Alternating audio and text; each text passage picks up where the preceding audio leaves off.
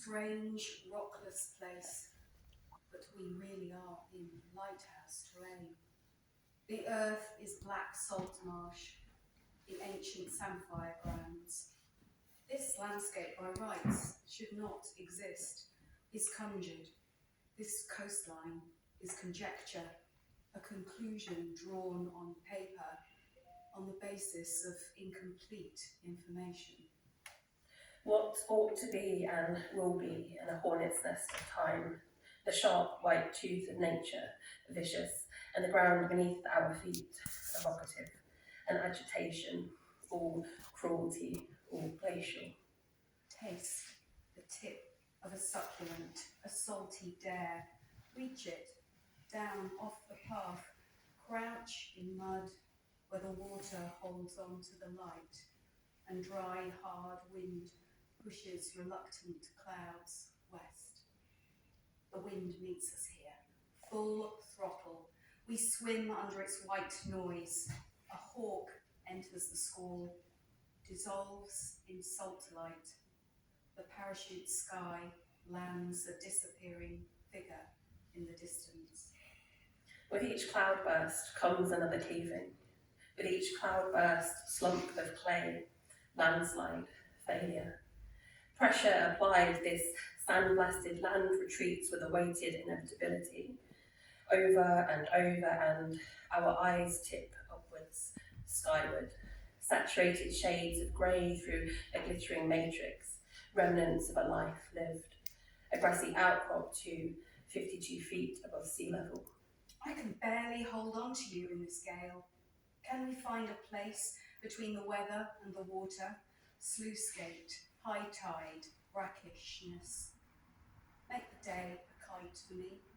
Lash onto its colonnades of light, accept uncertain cloud before the mast breaks.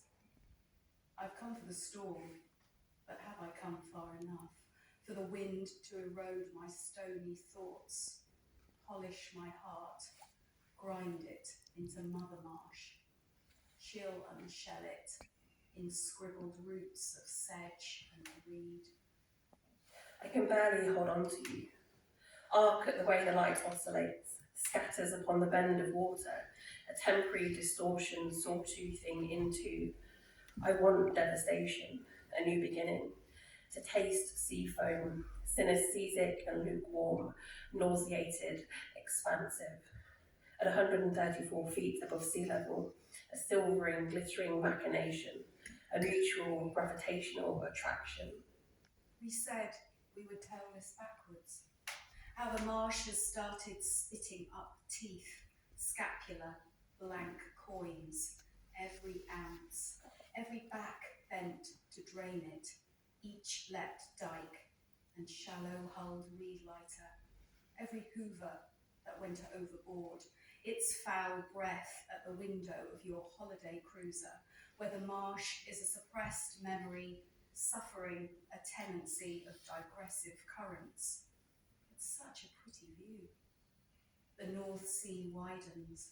Our fingertips brush her beaches, feet churn for a toehold on the pebbles of any shore. I really miss you.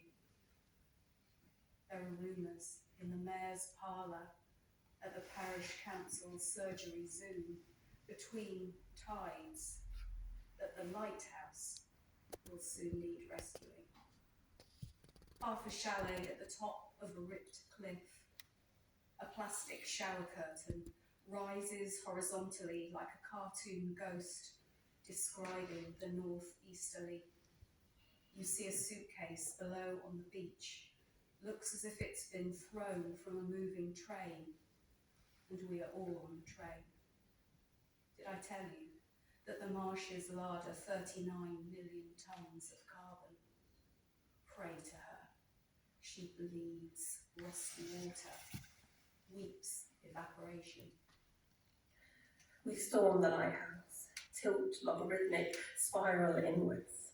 From up and I, her hand in mine, we bear witness to nature's perpetual chaos, a tectonic reckoning. Say it again. I miss.